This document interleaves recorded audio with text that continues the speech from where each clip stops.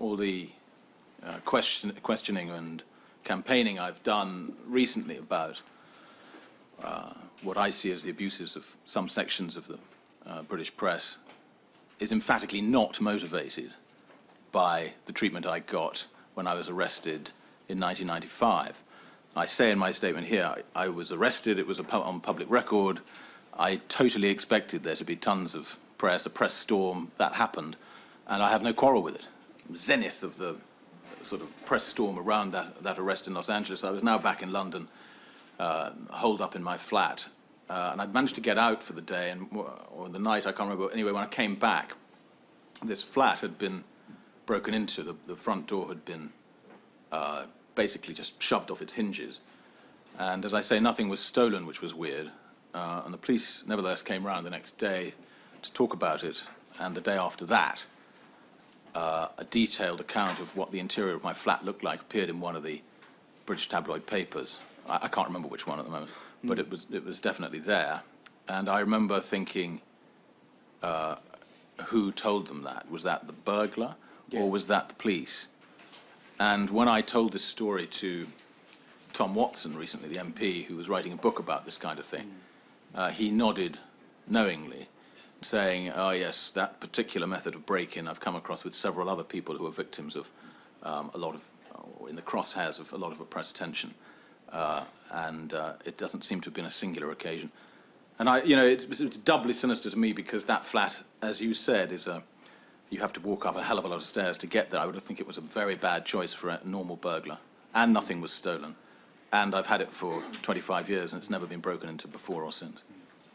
The Mail on Sunday ran an article, February 2007, saying that my relationship with my then-girlfriend, Jemima Khan, was on the rocks because of my persistent late-night flirtatious phone calls with a plummy-voiced studio executive from Warner Brothers. And it was a bizarre story, completely untrue, that I sued for libel over and won, and damages rewarded. A statement was made in open court.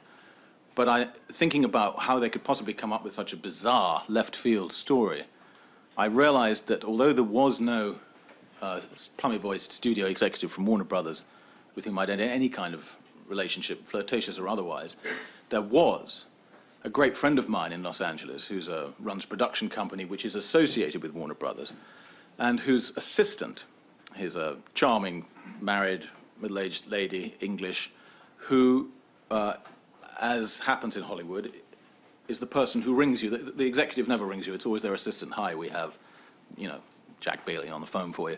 And this was what she used to do. She used to call and she used to leave messages, and because she was a nice English girl living in LA, sometimes when we spoke, we'd have a joke about English stuff, Marmite or whatever. And so she would leave charming, jokey messages saying, please call the studio executive back. And she has a voice that could only be described as plummy.